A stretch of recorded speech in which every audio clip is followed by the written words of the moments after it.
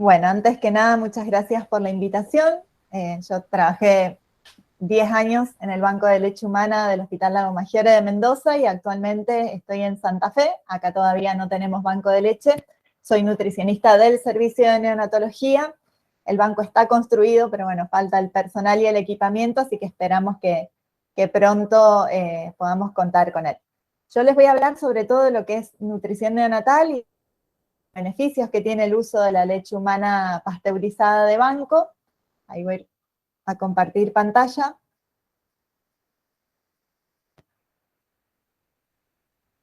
Ivana, vos avísame si se ve bien. ¿Ahí se ve? Se ve perfecto. Bueno, entonces, como les decía, voy a hablar un poco sobre nutrición neonatal y algo de los beneficios de la leche humana de banco. Primero, saber que la nutrición de los prematuros es con frecuencia subóptima. Muchos de nuestros prematuros no reciben una nutrición óptima, lo que va a llevar, por supuesto, a un crecimiento inadecuado. A pesar de que hay disponibilidad de directrices, hay guías que nos dicen cómo debemos manejarnos, muchas unidades de cuidados intensivos neonatales no siguen estos protocolos basados en la evidencia y eso lleva a que el crecimiento sea inadecuado.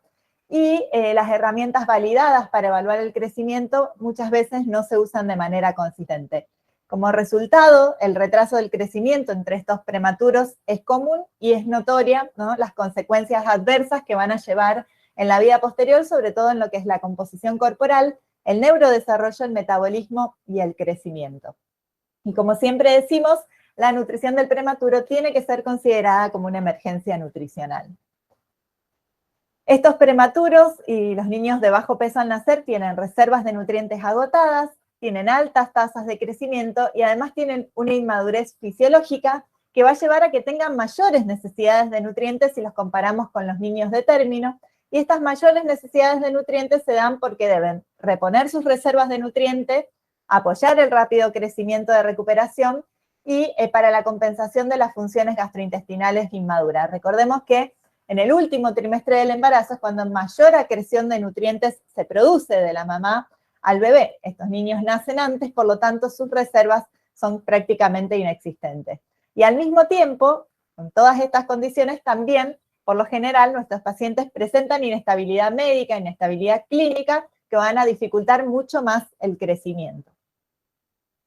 La nutrición en estos prematuros, entonces, como dijimos, es subóptima en general y esto muchas veces se da porque el apoyo nutricional no es el adecuado. Las tasas muy altas de crecimiento y de desarrollo van a requerir elevadas necesidades de energía, de proteínas, de vitaminas, de minerales. Además tienen altas demandas metabólicas, sobre todo lo que es cerebro y corazón, y también para el crecimiento. Tienen, como dijimos, reservas mínimas de nutrientes y una capacidad limitada muchas veces para recibir esta nutrición enteral en los primeros días postnatales, que está relacionado sobre todo a lo que es su estabilidad clínica. ¿Cuáles van a ser los objetivos de la nutrición del prematuro? Bueno, deberíamos lograr tasas de crecimiento comparables con el crecimiento normal del feto sano. Estos quienes trabajamos en neo sabemos que es prácticamente imposible. Prevenir el retardo del crecimiento extrauterino, es decir, prevenir que el paciente se desnutra una vez que nace, y optimizar el neurodesarrollo y otros resultados a largo plazo. La mayoría de las intervenciones que se realizan dentro del servicio de neonatología son sobre todo para proteger el neurodesarrollo. La Academia Estadounidense de Pediatría recomienda que la nutrición parenteral y enteral deben proporcionar nutrientes para aproximarse a las tasas de crecimiento y la composición del aumento de peso para un feto normal de la misma edad postmenstrual y para mantener concentraciones normales de nutrientes en sangre y en tejidos. ¿Por qué es tan importante lograr estas tasas de crecimiento normal en estos pacientes? Fíjense, como nos muestra este gráfico, que el retraso del crecimiento aumenta la incidencia de resultados patológicos. Aquí podemos ver en color marroncito cuando hay alteración en el crecimiento y si no, el normal. Fíjense que quienes tienen alteración en el crecimiento tienen más dificultades en la escolarización en la vida más adelante, a largo plazo, mayor parálisis cerebral, mayor sepsis de inicio tardío, mayor riesgo de enterocolitis necrotizante y mayor displasia broncopulmonar. Además, es muy importante tener en cuenta de qué manera logro que este paciente crezca. tener en cuenta la composición corporal de estos prematuros, como muestran este estudio del 2016, las ganancias de masa libre de grasa, es decir, de masa magra, desde la edad de término hasta los 3 o 4 meses de edad corregida en niños prematuros, se asoció positivamente con la cognición a los 4 años. Estos resultados no se demostraron en niños que nacieron a término, sino que es sobre todo en el niño prematuro. Por lo tanto, el estado nutricional en los primeros meses después del nacimiento pueden influir en los resultados cognitivos y desarrollo neurológico a largo plazo. Por lo tanto, siempre debemos evaluar de qué manera estamos alimentando a estos pacientes, porque nuestra idea no es solo que aumente de peso, sino que la composición corporal que logremos en este niño sea el adecuado. Y aquí también podemos ver que por más que muchas veces intentamos dar todo lo mejor y el mayor aporte de nutrientes, como nos muestra este estudio en este primer gráfico, vemos la ingesta de proteínas durante los primeros 8 días de vida, en los menores de 1 kilo y de 1 kilo a 1,5 kilos. Fíjense que al 5.º día aproximadamente, entre el 5.º y el 6.º día, recién llegamos a la recomendación de proteínas. Pero no nos pasa lo mismo que la energía. Deberíamos estar aportando 120 calorías por kilo día, y fíjense que acá a los 8 días todavía estamos muy lejos de lograr ese aporte calórico. Entonces, bueno, esto por supuesto lleva a mayor riesgo. ¿Qué factores de riesgo hay para este retraso del crecimiento? Bueno, factores de riesgo que no podemos controlar, como es el bajo peso al nacer o la menor edad gestacional. Mientras más chiquitito, mayor riesgo tiene, por supuesto. El sexo masculino tiene mayor riesgo de retraso del crecimiento, y enfermedades y tratamientos requeridos que son habituales.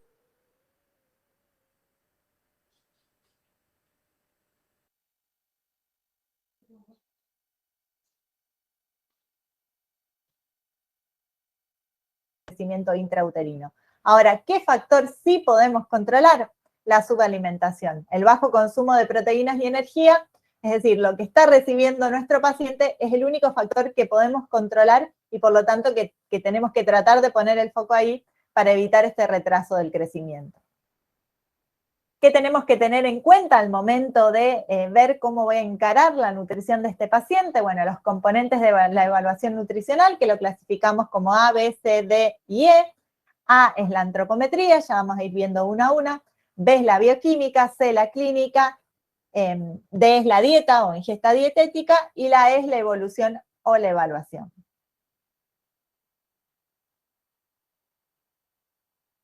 Entonces empezamos con la antropometría. Lo primero que tenemos que hacer cuando un paciente nace es realizar un screening nutricional. ¿Qué nos va a permitir realizar un screening nutricional? Nos va a permitir ver si ese paciente nació desnutrido o qué riesgo nutricional va a tener durante la internación. Y esto nos va a permitir proporcionar una intervención temprana para los de mayor riesgo, y se debe realizar durante las primeras 24 horas de vida. Este es un ejemplo de screening nutricional publicado en el 2015 por Johnson, donde podemos ver alto riesgo, riesgo moderado, riesgo bajo. Fíjense que aquellos prematuros que nacen con menos de 28 semanas o que nacen con menos de 1 kilo ya son catalogados como alto riesgo. Y aquellos que nacen entre las 28 y 32 casi semanas, o que nacen con un retardo del crecimiento intrauterino, son considerados riesgo moderado. Este es otro de los screening que personalmente es el que yo uso en el servicio de neonatología, que es Farneo, es un screening publicado por brasileros. Esta herramienta se construyó con 4 preguntas: la edad gestacional al nacer, el peso de nacimiento, enfermedades o alguna condición clínica que implica un riesgo nutricional, la terapia nutricional que está recibiendo, y de acuerdo al puntaje que me va dando, se clasifica en alto riesgo, riesgo medio o riesgo bajo, ¿sí? En la edad gestacional, bueno, obviamente los más chiquitos van a tener mayor puntaje, con el peso de nacimiento lo mismo, y bueno, un paciente que está recibiendo, por ejemplo, nutrición parenteral exclusiva, también va a tener mayor puntaje. Bueno, sumamos todos estos puntos y me va a determinar qué tipo de riesgo tiene. Si me da de 0 puntos bajo riesgo, entre 1 y 3 puntos riesgo medio, y más de 4 puntos alto riesgo nutricional. Lo que evaluamos en forma diaria en nuestros pacientes es el peso. Recordemos que tiene que haber una pérdida de peso inicial entre un 8 y un 15%, que es lo normal y que se tiene que producir justamente para permitir esta retracción acuosa que se da en nuestros pacientes. Este peso que se pierde generalmente se recupera entre la primera y tercera semana. Obviamente va a depender de la condición clínica del paciente y del peso de nacimiento que tenga. Y la velocidad de aumento de peso esperada es de 15 a 20 gramos por kilo día para los prematuros hasta las 36 semanas, y luego de 20 a 35 gramos por día, no por kilo día, sino por día, hasta los 2 meses de edad corregida. Y en un paciente de término, aproximadamente 30 gramos por día, ¿sí? Se recomienda, además, calcular la velocidad de crecimiento una vez por semana. Y en la publicación del año pasado de Koletzko, que es el librito este que vemos acá, aquí al costado, ellos lo dividen según el peso corporal, cuál sería el aumento de peso deseado en gramos por kilo día. Bueno, aproximadamente en los más chiquitos, en los menores de 1,5 kg, entre 17 y 21 gramos por kilo día. La circunferencia craneana, sabemos también que es lo primero que se recupera. Es muy importante porque estamos viendo crecimiento cerebral y de alguna manera evaluando un poco el neurodesarrollo. En los prematuros debería aumentar alrededor de 0,9 centímetros por semana y en los niños de término 0,5 centímetros por semana. Y la longitud corporal, hoy también sabemos que es sumamente importante porque además refleja también el estado de neurodesarrollo. La ganancia esperable en longitud corporal debería ser entre 1 y 1,5 centímetros por semana. Antes utilizábamos curvas de crecimiento intrauterina para evaluar a nuestros pacientes. Hasta hace poco estuvimos utilizando las curvas de Fenton, hasta que aparecieron estas nuevas curvas de crecimiento, estos nuevos estándares que son los de Integro 2021. No sé si ustedes lo utilizan. Son los que recomiendan actualmente el Ministerio de Salud y la Sociedad Argentina de Pediatría. ¿Qué tienen de diferente estas curvas de crecimiento a las que veníamos utilizando? Bueno, estas curvas de crecimiento se realizaron a partir de niños que nacieron prematuros. No es que evaluaron niños creciendo en el vientre materno y dijeron así tiene que crecer el prematuro, sino que evaluaron realmente cómo debería crecer este paciente. Tenemos curvas de tamaño al nacer, que son las que se utilizan cuando el paciente nace, se usan una sola vez, ¿sí? Hay curvas de tamaño al nacer en muy prematuros, tanto para nenas como para varones, que son de las 24 semanas a las 32,6, y curvas de tamaño al nacer de las 33 a las 43 semanas. Esto, el niño nace y evaluamos por única vez con estas curvas de tamaño al nacer. Y posteriormente seguimos evaluando estos niños con las curvas de crecimiento postnatal, ¿sí? Que son otras curvas y son las que vamos a usar durante toda la internación hasta las 64 semanas para evaluarlas. Estas son las que se hicieron en base a niños que nacieron prematuros, se hizo un seguimiento y se vio cómo crecían realmente. Bueno, y se vio por supuesto que crecían muy por debajo de lo que nos indicaban las curvas anteriores, que eran las de crecimiento intrauterino. Bueno, a partir de las 64 semanas se unen perfectamente con las curvas de la Organización Mundial de la Salud, así que estas deberíamos usarlas también durante el seguimiento.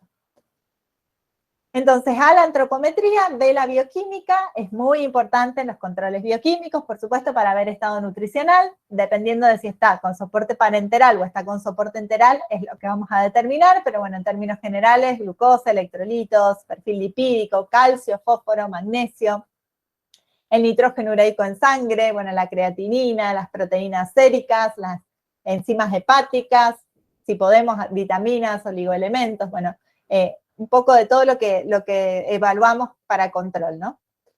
De la clínica tenemos que tener en cuenta la historia materna, la intención de la mamá de amamantar o no, el estado de vitamina D que tenía esa mamá, si pudiéramos saberlo, porque se correlaciona el estado de vitamina D materna con muchas patologías que puede tener nuestro prematuro, como por ejemplo la displasia broncopulmonar, la historia familiar de alergias alimentarias, el uso de alcohol y de drogas maternas, cómo es la tolerancia alimentaria del paciente, cómo es la progresión alimentaria, si está recibiendo medicamentos, esos medicamentos tienen alguna interacción con los nutrientes que estamos aportando, ¿es un prematuro sano o tiene alguna enfermedad que tenga realmente alteraciones a nivel nutricional, como por ejemplo una displasia broncopulmonar que va a afectar las reservas y los requerimientos nutricionales, o alguna cirugía, o estar post-enterocolitis que nos va a llevar a altos requerimientos, pérdidas incrementadas, mala absorción. Y también evaluar signos clínicos asociados a las deficiencias específicas, como por ejemplo cicatrización deficiente de heridas y erupciones por déficit de zinc, o si está con displasia broncopulmonar, sabemos que tenemos que prestar más atención a lo que es, por ejemplo, el selenio y la vitamina A. Y como nos muestra esta publicación del año pasado también, de la ESGAN, de paciente neonato crítico, también para poder intervenir en la parte nutricional, tenemos que tener en cuenta las fases de la enfermedad que tiene este paciente. Si es un paciente muy crítico, va a tener una fase temprana aguda durante las primeras 48 horas de vida, donde va a haber un aumento de la respuesta metabólica aguda, donde va a haber alteraciones, ¿no?, del lactato, aumenta también en forma bastante alta, el crecimiento baja, la prealbúmina va a estar baja también. Posteriormente, la etapa tardía aguda, que aquí sí podemos hacer la transición de la fase catabólica y anabólica y podemos intervenir un poco más en lo nutricional, y a partir del 7º día de vida recién el paciente estaría en la fase de recuperación, que es cuando realmente debemos dar todos los aportes nutricionales, porque es cuando el paciente está creciendo. Entonces, A, la antropometría, B, la bioquímica, C, la clínica, D, la dieta, ¿sí? Recomendaciones nutricionales de macronutrientes y energía vamos a encontrar en varios lugares. Yo les muestro las guías más nuevas, esta que les dije recién, de paciente crítico neonatal, ¿sí?, según la fase temprana aguda, tardía aguda y la fase de recuperación. Fíjense que en las primeras 48 horas de vida, tanto por vía enteral como parenteral, digamos, el aporte de calorías tiene que ser bajito, ¿sí?, al igual que el aporte de proteínas y de lípidos. Ya posteriormente vamos aumentando hasta llegar a la fase de recuperación con el aporte total.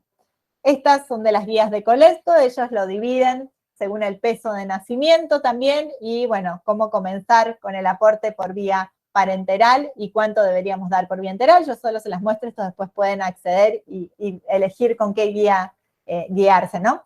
Las de la ESGAN también nos va a dividir según etapas, fases, pero más o menos nos muestran lo mismo. En términos generales, deberíamos aportar entre 90 y 110 calorías por kilo cuando están por nutrición parenteral, y más o menos 120, 130 calorías por kilo cuando están por vía enteral.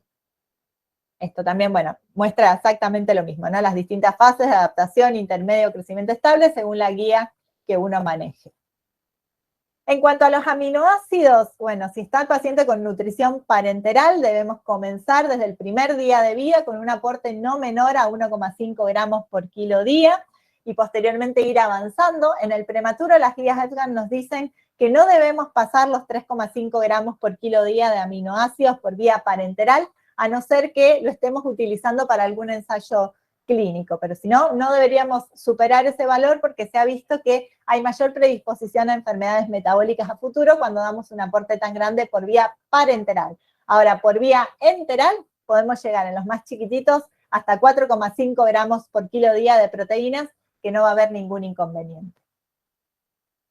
Entre las 24 y 30 semanas, los requerimientos proteicos son aproximadamente entre 3,5 y 4,5 gramos por kilo día. De las 32 a las 37 semanas, la tasa de crecimiento disminuye, al igual que el requerimiento de proteínas, que es aproximadamente de 2,5 a 3,5 gramos por kilo día, y en la edad de término los requerimientos de proteína van a disminuir a la de los lactantes normal amamantados, por lo tanto aproximadamente 1,5 a 2 gramos por kilo día. Esto es muy importante tenerlo en cuenta, porque muchas veces, si nuestro paciente nació prematuro, se va de alta y pretendemos que ya con 40 semanas siga recibiendo 4,5 gramos por kilo día de proteínas, y no es así. Debemos adaptar realmente las necesidades nutricionales a su evolución, por supuesto también a su estado nutricional. Si es un paciente que está desnutrido, vamos a dar un poco más que si es un paciente que logró un peso adecuado, ¿no? Pero bueno, tener en cuenta esto, que van cambiando los requerimientos a medida que el paciente crece.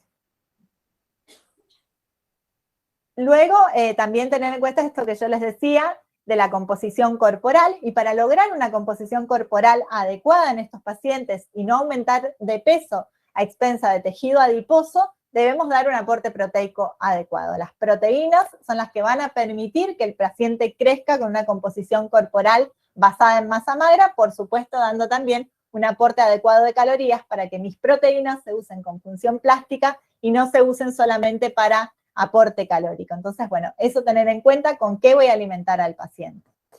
Y en este estudio, que es bastante viejito, pero que es bien conocido, se muestra que una mayor ingesta de proteínas y energía en la primera semana de vida se asocia con mejores resultados del desarrollo neurológico a largo plazo. Cada aumento de 1 gramo por kilo día en la ingesta de proteínas durante la primera semana se asoció a un aumento de 8,2 puntos en el puntaje de Bayley a los 18 meses, y cada aumento de 10 calorías por kilo día en la ingesta de energía durante la primera semana de vida también se asoció a un aumento del índice de desarrollo mental de 4,6 puntos a los 18 meses. Y bueno, la ingesta acumulativa de macronutrientes, tanto de proteínas como energía, es el determinante más importante para mejorar el desarrollo del cerebro. También debemos tener en cuenta la transición, ¿sí?, de la nutrición parenteral a la nutrición enteral, porque como nos muestra el estudio de Miller en este gráfico, fíjense, lo verde es la nutrición parenteral, cómo la vamos bajando para aumentar la nutrición enteral, y fíjense que en la transición se ve como un bache, ¿sí?, en el que bajamos casi toda la nutrición parenteral, pero todavía no alcanzamos los aportes por vía enteral, entonces se produce un déficit acumulativo de proteínas y de energía, que son los que nos llevan sobre todo al mayor riesgo de retraso del crecimiento extrauterino. Entonces, como estrategias, debemos fortificar la leche en forma temprana, si estamos con leche de la propia mamá, sostener la parenteral en aquellos pacientes más chiquititos lo máximo que se pueda, hasta lograr, hasta tener más o menos un aporte de 120 mililitros por kilo día por vía enteral y recién ahí suspenderla, para evitar justamente este déficit acumulativo. En cuanto a lípidos, esto lo paso rápido también, pero bueno, antes demorábamos un poco más con la parenteral en aportar lípidos. Hoy sabemos que desde el primer día de vida deberíamos darlo, justamente para poder aportar ácidos grasos esenciales en estos pacientes. Lo que nos dicen las guías, Aspen nos dice que no deberíamos dar más de 3 gramos por kilo día por vía parenteral, y las guías EFCAN nos dicen no más de 4 gramos por kilo día. Sí tener en cuenta que se deben monitorear estos lípidos porque hay riesgo de hipertrigliceridemia en estos pacientes, sobre todo cuando se produce una lipogénesis por un aporte excesivo de glucosa. Estoy dando un flujo de glucosa muy alto y esto va a hacer que se produzca una lipogénesis. En este caso, reducimos primero la glucosa antes de reducir los lípidos. En los pacientes con sepsis tienen disminuida la actividad de la lipoproteína lipasa, entonces en estos pacientes por vía parenteral no deberíamos dar más de 2 gramos por kilo día de lípidos, y además en estos pacientes hay una disminución de la capacidad hidrolítica que también puede llevar a hipertrigliceridemia. Entonces debemos tener un control más frecuente, sobre todo en aquellos pacientes con sepsis y aquellos que están con estado catabólico. Las recomendaciones de carbohidratos, bueno, debemos obviamente también empezar desde el minuto 0, para poder mantener las funciones vitales. En los prematuros, comenzar de 4 a 8 miligramos kilo minuto el primer día de vida por vía parenteral e ir avanzando.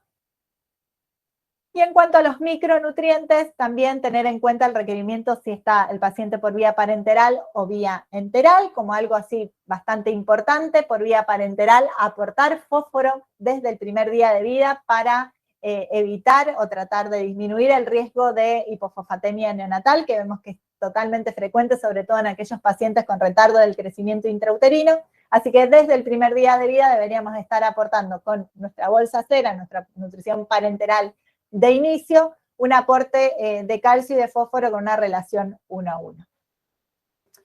Ahora sí, llegamos a las estrategias de nutrición enteral. ¿Qué estrategias tenemos para aportar a través de la nutrición enteral? La primera es la calostroterapia o la administración orofaringea de calostro, y les voy a mostrar un poquito también el uso de leche humana intranasal para hemorragia intraventricular grado 3 y grado 4.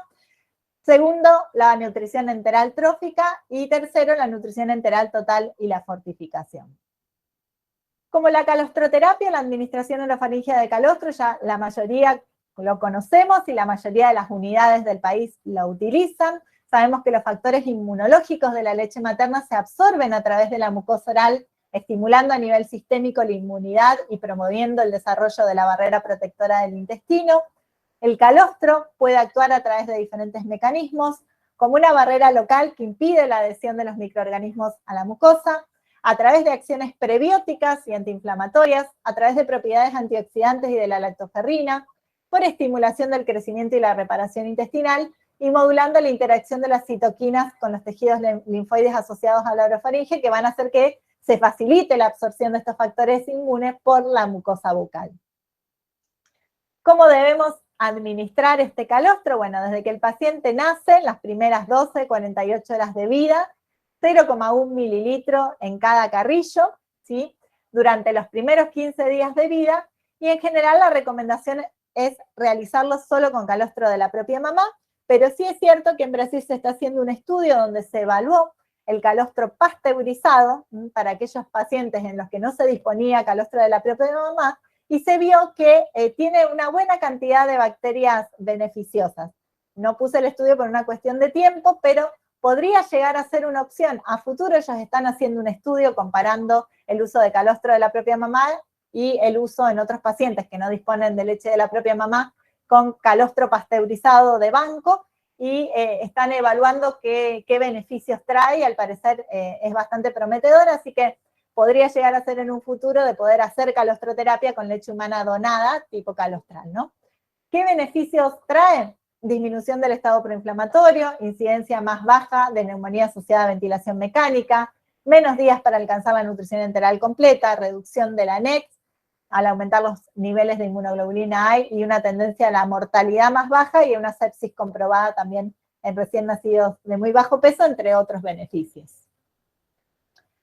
Lo que siempre decimos también que tenemos que tener en cuenta es el gusto y el olfato de este recién nacido prematuro. El olor y el sabor del calostro pueden mejorar la tolerancia alimentaria y el peso en estos pacientes.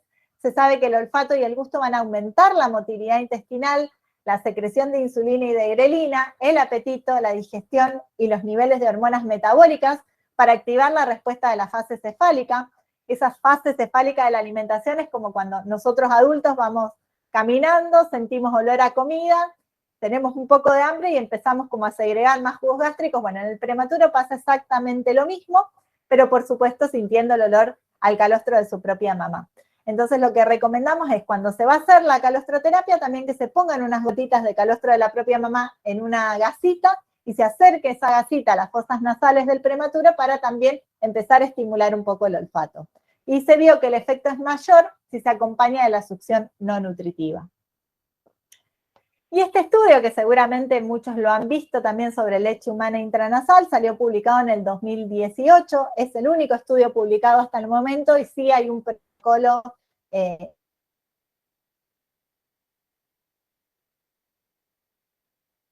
en marcha que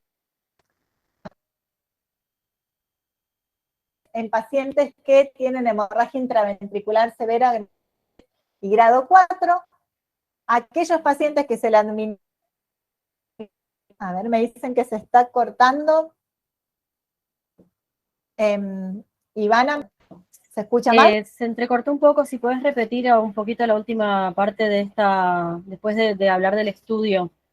A partir de ahí se entrecortó un poco y no se entendió Bien. lo que seguía. Este estudio administró leche humana intranasal como terapia con células madre, ¿sí?, a pacientes que tenían una hemorragia intraventricular severa grado 3 y grado 4 durante 28 días de vida, Y se vio que en aquellos pacientes que se administraba esta leche humana intranasal tenían una tendencia a una disminución en la severidad de la lesión de la materia blanca con menor porencefalia e hidrocefalia, ¿sí? Esta leche humana intranasal resultaría beneficiosa porque la leche humana sabemos que tiene células madres. Y una de las células madres son las neurotrofinas, que lo que harían es atravesar la barrera hematoencefálica e incorporarse al cerebro, restaurando todo este daño que se produce por las hemorragias intraventriculares severas y contribuiría positivamente en el desarrollo neurológico. Hay, como les digo, un solo estudio que mostró beneficios. Nosotros estamos haciendo un estudio multicéntrico también entre este hospital en Santa Fe, la NEO de un hospital en Rosario y de Mendoza también. Para estos pacientes también le estamos aplicando la leche humana intranasal y bueno, recién tenemos poquitos pacientes, pero esperamos tener buenos resultados también. ¿Qué nos mostraba el estudio? ¿Cómo se administraba? 0,1 mililitro de leche recién extraída, tiene que ser leche que se acaba de sacar la mamá al lado de la incubadora, porque si la guardamos por más tiempo se pierden estas neurotrofinas, por vía intranasal durante por lo menos 28 días. Bueno, la segunda opción, que en realidad no es la segunda porque se hace en simultáneo con la calostroterapia, es la nutrición enteral trófica, que es la administración de pequeños volúmenes de 10 a 24 mililitros kilodías, preferentemente de leche humana, durante los primeros días de vida para estimular el desarrollo del tracto gastrointestinal inmaduro en pacientes que en general están con nutrición parenteral. ¿Qué nos va a permitir esta nutrición enteral trófica? Nos va a favorecer el crecimiento en estos pacientes, acorta el tiempo de administración de la leche de la nutrición parenteral, mejora la tolerancia alimentaria y la glucemia, se necesita menos tiempo para llegar a la nutrición enteral completa, y además se vio que disminuye la incidencia de hiperbilirrubinemia directa e indirecta, enfermedad metabólica ósea, días de internación, incidencia de enterocolitis y acorta el tiempo para recuperar el peso de nacimiento. Esto creo que ya es algo que hacemos todos, lo de la nutrición enteral trófica, no hay duda de que lo aplicamos sin ningún problema. Antes por ahí nos daba un poco más de miedo administrar leche desde que nacían, pero ahora, sobre todo si se cuenta con banco de leche y no disponemos de leche de la mamá, es mucho más sencillo. Y la tercera opción es la nutrición enteral y la fortificación. Sabemos que la leche humana es el alimento idóneo para todo recién nacido, que es el mejor, pero que para nuestros prematuros, si la damos sola, sin fortificar, sin ningún agregado, no llegamos a cubrir los requerimientos nutricionales, ¿sí? Como nos muestra este gráfico, en los menores de 1 kilo, además de fortificador de leche humana, muchas veces para cubrir el aporte proteico tenemos que agregar un suplemento proteico adicional, y en los mayores de 1 kilo generalmente con la leche humana fortificada es suficiente. Aquí podemos ver en este cuadrito aproximadamente las calorías cada 100 mililitros y las proteínas. Bueno, en la leche donada generalmente es menor el aporte calórico y el aporte proteico porque muchas veces tenemos donación de mamás de término, entonces ahí más atención tenemos que ir prestando. Y bueno, y ver cómo va a ir disminuyendo el aporte proteico también en la leche de la propia mamá a medida que avanza el tiempo. Y lo mismo pasa sobre todo con lo que es el calcio y el fósforo. Fíjense que el requerimiento cada 100 calorías de calcio para un prematuro es de 170, ¿sí? miligramos. La leche humana cada 100 calorías tiene 45, por lo tanto, si no la fortificamos, imposible llegar al aporte de calcio. Y con el fósforo lo mismo. El requerimiento cada 100 calorías es 116 y la leche humana tiene 21. Entonces, nuevamente, sí o sí debemos fortificar esta leche humana. ¿A quién debemos fortificarle esta leche humana? A todos los prematuros menores de 1,8 kg al nacer, y es fundamental en el menor de 1,5 kg, y a los mayores de 1,8 kg que requieran más de 2 semanas de nutrición parenteral con alto riesgo, con crecimiento subóptimo, o que tengan una capacidad limitada para tolerar el volumen. Entonces, aquellos que tienen una restricción hídrica, por ejemplo, un displásico, un cardiópata, va a necesitar fortificación por más que pese más de 1,8 kg. ¿Cuándo y cómo? En general, recomendamos comenzar con la fortificación a partir de los 50 mililitros por kilo, pero podemos ver si el paciente le cuesta tolerar, vemos que no nos animamos a evolucionarlo tan rápido, podemos esperar entre 80 y 100 mililitros kilo.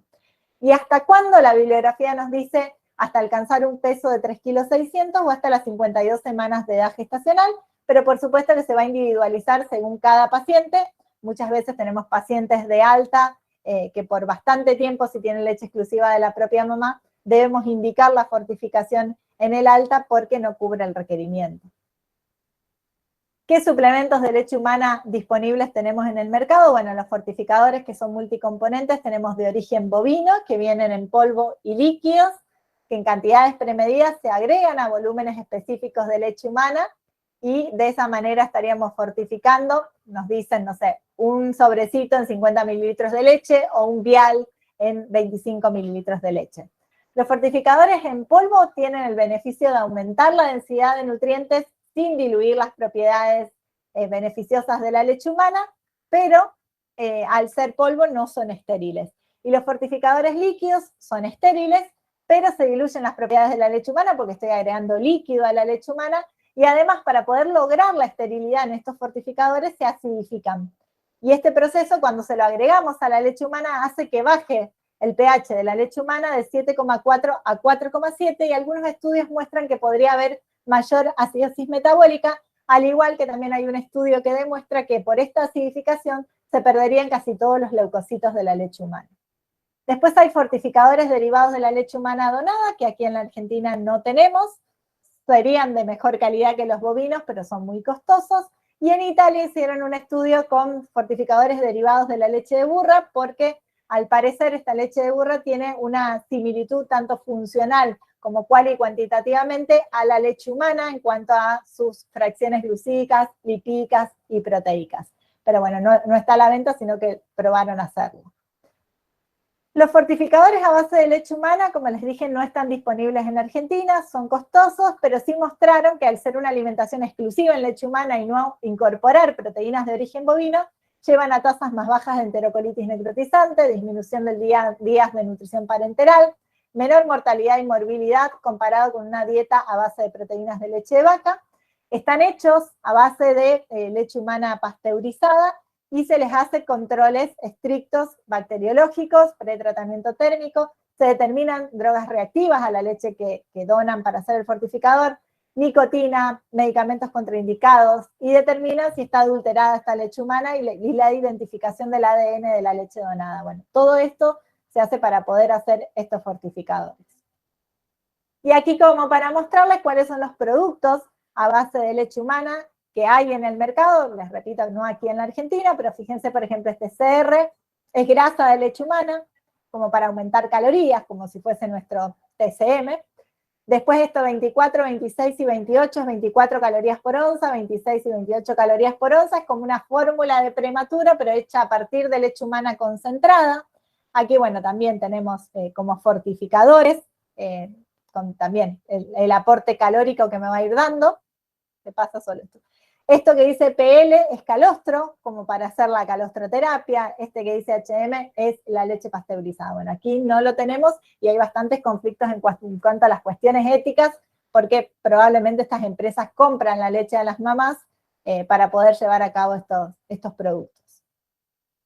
Ahora, en cuanto a la fortificación, ¿qué fortificación tenemos? Fortificación estándar, que es la que nos dice el fabricante, un sobrecito en 50 mililitros de leche, bueno, o un vial en 25 mililitros de leche. El inconveniente de esta fortificación estándar es que podría ser insuficiente para cubrir las necesidades de los prematuros, sobre todo si usamos leche humana donada. Sabemos que es muy variable el aporte de proteínas, sobre todo si la donante es una mamá de término, y estos fortificadores en realidad están diseñados para agregar a la leche humana de una mamá de prematuro, que la leche humana de una mamá de prematura va a tener un aporte proteico mucho mayor. La otra estrategia de fortificación es la individualizada, que es la que recomendamos, que puede ser la dirigida, que es con este equipo, se analiza la leche humana con un analizador, vemos exactamente qué nutrientes tiene y en base a eso agregamos más o menos fortificador. Sabemos que no todas las unidades cuentan con estos equipos, que son muy difíciles de mantener, que son caros y que en la práctica no es tan fácil de aplicar. Entonces, recomendamos por lo general la fortificación ajustable, que aquí, bueno, la ingesta de proteínas se va a ajustar sobre la base metabólica del recién nacido mediante determinaciones de nitrógeno ureico en sangre en nuestros pacientes. Ahora lo vamos a ver bien a eso, pero bueno, en general, obviamente, la fortificación va a buscar optimizar el crecimiento postnatal. Esta fortificación ajustable que les decía, vemos la ingesta de proteínas si realmente es adecuada para mejorar esta respuesta metabólica en el paciente, y lo hacemos determinando nitrógeno ureico en sangre, que es el BUM. Es un método eficaz para poder proporcionar una ingesta de proteínas adecuadas y un crecimiento similar al intrauterino, porque no hace ninguna hipótesis sobre las necesidades de proteína del recién nacido, sino que directamente va a supervisar la respuesta metabólica teniendo en cuenta la situación real de proteínas de cada niño. Nosotros decimos, este paciente necesita por bibliografía 3,5 gramos por kilo de proteínas, pero en realidad es lo que creemos. Ahora, la fortificación ajustable nos permite justamente esto, hacer una supervisión de si realmente estos 3,5 gramos que estoy dando de proteínas por kilo son los adecuados para mi paciente. ¿Cómo determinamos el nitrógeno ureico en sangre? Esto aclarando que siempre se usa solo en pacientes que están en recuperación nutricional, recibiendo toda la alimentación por vía enteral y que no tenga ningún problema hepático y renal que me pueda alterar la uremia, ¿sí? El laboratorio en general a nosotros no nos da los valores de boom, sino que nos da el valor de uremia, ¿sí? Entonces, ¿cómo determinamos el boom? Multiplicando la uremia por 0,466 o dividiendo la uremia siempre en miligramos por decilitro por 2,146. Si el valor me da entre 10 y 16, significa que el niño está creciendo bien, que está bien nutrido. Si me da menos de 10, que el aporte es insuficiente, y si me da más de 16, que estoy dando un aporte excesivo de proteínas. Entonces nos manejamos con niveles de fortificación. El nivel 0 es el fortificador al 5%, que es el estándar. Determino el nitrógeno ureico en sangre, me da menos de 10, subo un nivel. Además del fortificador, tengo que agregar 0,4 gramos de proteínas cada 100 mililitros de leche. A la semana vuelvo a determinar el boom, me vuelve a dar por debajo de 10, sigo subiendo niveles. Bueno, hasta el máximo nivel, que es el fortificador al 5%, más 1,2 gramos de proteína. Si el boom me diera alto, tengo que ir bajando niveles, y esto es bajando la concentración del fortificador. Otra estrategia de fortificación publicada también es teniendo en cuenta la velocidad de crecimiento y el nitrógeno ureico en sangre. Si el boom me da menos de 9 y la velocidad de crecimiento me da menos de 17 gramos por kilo día, tengo que aportar más proteínas, más aminoácidos, dice acá, y más calorías. Si el nitrógeno ureico en sangre me da normal, entre 9 y 14, pero la velocidad de crecimiento me da baja, tengo que aportar un poquito más de proteínas, no tanto como en la primera vez, y un poquito más de calorías. Y si la velocidad de crecimiento me da baja, pero el boom me da alto, tengo que aportar más calorías, ¿sí? Que podría llegar a ser mediante un módulo lipídico. Si la velocidad de crecimiento me da bien, pero el boom me da bajo, tengo que aportar más proteínas. Si me da bien la velocidad de crecimiento y bien el boom, quiere decir que con lo que estoy dando está perfecto, mantengo lo mismo. Y si me da alto el boom y alta la velocidad de crecimiento, tengo que bajar el aporte de proteínas. Otra cosa para destacar que quise agregar es el tema de la osmolaridad en la leche humana cuando agregamos fortificador, porque es un tema que se discute bastante también. La Academia Americana de Pediatría recomienda como máxima en la alimentación 450 miliosmoles por kilo. La alimentación está más o menos entre un rango de 300 a 500, y esto no se asociaría a efectos gastrointestinales. Un aumento de la osmolaridad puede retrasar el vaciamiento del estómago, y no se encontró una relación causal entre la osmolaridad de los alimentos y el desarrollo de NEC, como antes nos daba miedo agregar fortificador hace unos años atrás, porque creíamos que se asociaba con mayor riesgo de NEC. Además, los estudios mostraron que la mayor osmolaridad en la leche humana cuando fortificamos se produce durante las primeras 2 horas, ¿sí? Como ven en este gráfico. Yo agrego el fortificador y inmediatamente se aumenta el 70% de la osmolaridad de esa manera. Y después se mantiene medianamente estable, se pasa solo esto, medianamente estable durante 24 horas. ¿Esto qué significa? Que no habría ningún problema de mantener la leche fortificada, refrigerada durante 24 horas, porque como les digo, la mayor parte de la osmolaridad se produce apenas se agrega el fortificador, ¿sí? Durante las primeras 2 horas de que agregue el fortificador es cuando más alta tengo la osmolaridad, después ya aproximadamente se mantiene estable. No pasa lo mismo cuando, además del fortificador, ponemos un agregado proteico. Si ponemos un suplemento proteico a la leche fortificada, el aumento de la osmolaridad, fíjense acá, por ejemplo, si agregamos 0,8 gramos de suplemento proteico a la leche fortificada, que es la D, superamos ampliamente los 500 miliosmoles por kilo que nos recomendaban dentro de la alimentación. Entonces, si voy a agregar un suplemento proteico a la leche humana, ese sí deberíamos hacerlo inmediatamente antes de administrar la leche, es decir, la fortifico, pero si tengo que agregar el suplemento proteico, lo agrego al momento de administrar la alimentación, porque sí hay un aumento alto de la osmolaridad, porque estas proteínas en general son hidrolizadas, y aquí sí vamos a tener mucho más riesgo de retardo del crecimiento, del vaciamiento gástrico y de mayor riesgo de enterocolitis necrotizante. En cuanto a los beneficios de la leche humana de banco, primero, siempre decimos lo mismo, ¿cuál es el orden de prioridad? La primera siempre va a ser la leche de la propia mamá, la segunda opción va a ser la leche humana donada pasteurizada, y la tercera opción, las fórmulas artificiales. Siempre aclaramos que la leche humana donada pasteurizada no es la alternativa a la leche de la propia mamá, sino que es la alternativa a las fórmulas artificiales. No reemplaza de ninguna manera la leche de la propia mamá, sino que lo que va a venir a reemplazar es a las fórmulas artificiales. Por lo tanto, siempre debemos priorizar dar leche de la propia mamá, si no contamos con ella o necesitamos complementarla, la leche de banco, y por último, las fórmulas artificiales.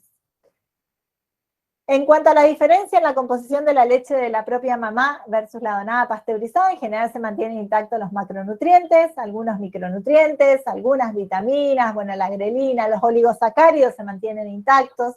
Se vio que los anticuerpos de la vacuna COVID también se mantienen intactos. Se destruyen prácticamente todas las células vivas, las bacterias, los virus, la lipasa, estimulada por sales biliares, y la fosfatasa alcalina, y se reduce la inmunoglobulina M, la vitamina C, la lisozima, bueno, el zinc, la leptina, la lactoferrina. Por lo tanto, es mucho mejor, por supuesto, que una fórmula artificial, pero no es lo mismo que la leche de la propia mamá. La Academia Americana de Pediatría publicó esta política hace un par de años, donde nos dice que el uso de leche humana pasteurizada se incrementó en niños de alto riesgo, principalmente en los recién nacidos menores de 1,5 kilos, o en aquellos que tienen severos desórdenes intestinales, y que tiene que ser consideradas en situaciones en las cuales la leche de la propia mamá resulte insuficiente. ¿Qué beneficios hay publicados respecto a la alimentación con leche pasteurizada en el prematuro? Disminución del riesgo de enterocolitis necrotizante, muchísimos estudios al respecto. Mejor tolerancia alimentaria, y esto se da sobre todo porque hay una publicación que muestra cómo en el servicio de neonatología uno, si cuenta con leche humana pasteurizada, se anima a progresar mucho más rápido con la alimentación, a no dejarlos a dieta cero tan seguido, a realimentarlos mucho más fácil, por lo tanto, bueno, lleva mejor tolerancia alimentaria. Menor displasia broncopulmonar, también hay una revisión sistemática y metaanálisis que nos muestra menor riesgo de displasia broncopulmonar en aquellos alimentados con leche pasteurizada comparados con aquellos alimentados con fórmula de prematuro. Menor riesgo de eczemas. Mayores tasas de lactancia exclusiva al alta, también hay varias publicaciones que muestran que a partir de la implementación de un banco de leche humana dentro de los hospitales, las tasas de lactancia al alta fueron mucho mayores que antes de que estuvieran estos bancos de leche.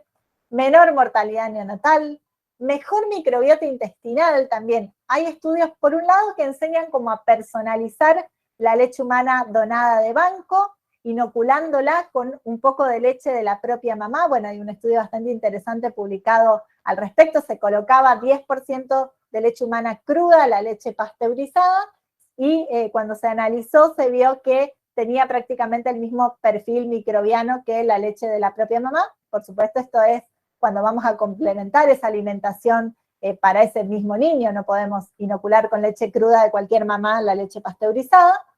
Y también se vio que en cuanto a la microbiota intestinal de los niños, si comparaban quienes recibían leche de la propia mamá, leche pasteurizada solo, fórmula, los que recibían leche de la propia mamá y leche pasteurizada tenían una microbiota similar, pero sí muy diferente, entre ellas, digamos, y muy diferente a las fórmulas. Entonces, aportarían una mejor microbiota intestinal también, menor duración de la estadía hospitalaria y de días de vía central en pacientes con gastroquisis, y disminución de los marcadores de inflamación intestinal en pacientes después de trasplante de médula ósea.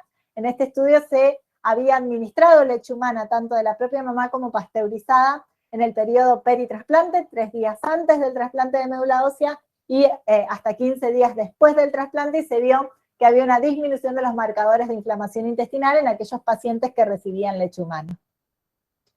Bueno, entonces habíamos dicho, volviendo al ABCDE: A, antropometría; B, la bioquímica; C, la clínica; D, la dieta; y la E, la evaluación y la evolución.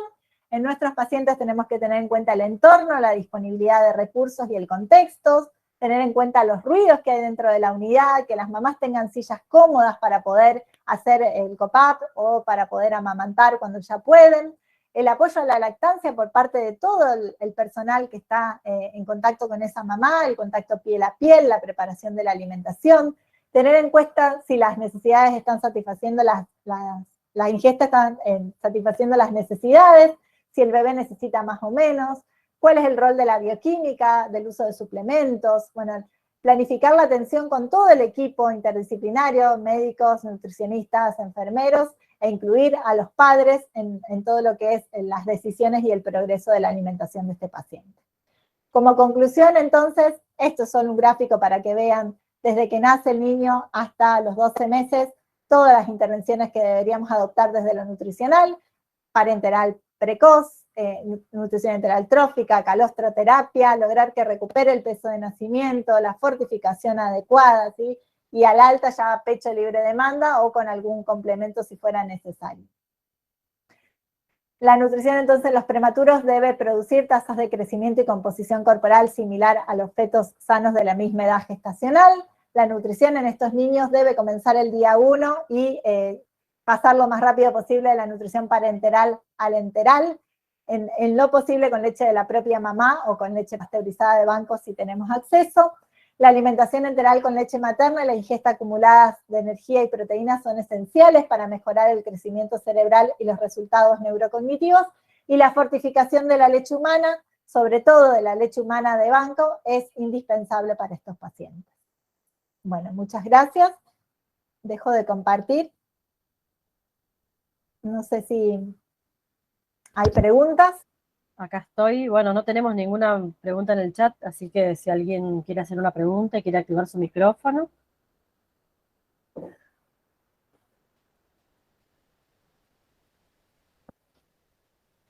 Están todos tímidos. Sí. Yo me quedé con la parte esta donde usan leche humana para hacer preparaciones. ¿De dónde sacan la leche?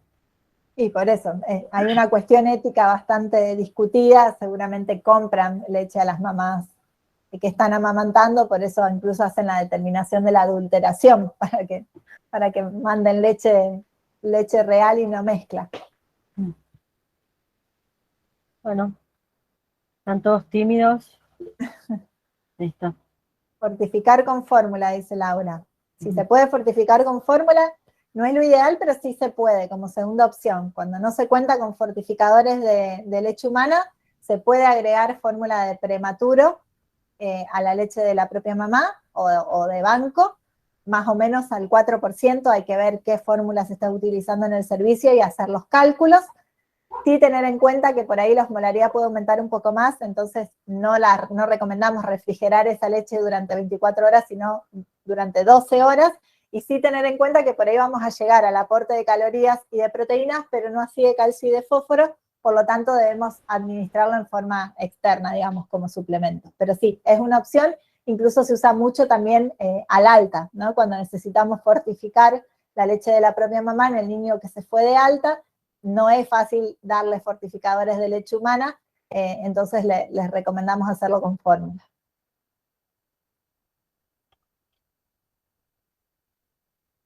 Bien. Ahí de nuevo están agradeciendo la actualización en nutrición neonatal y banco de leche.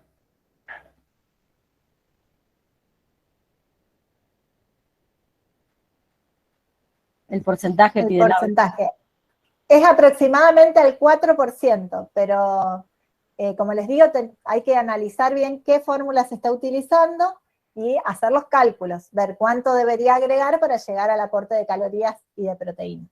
Pero más o menos 4%.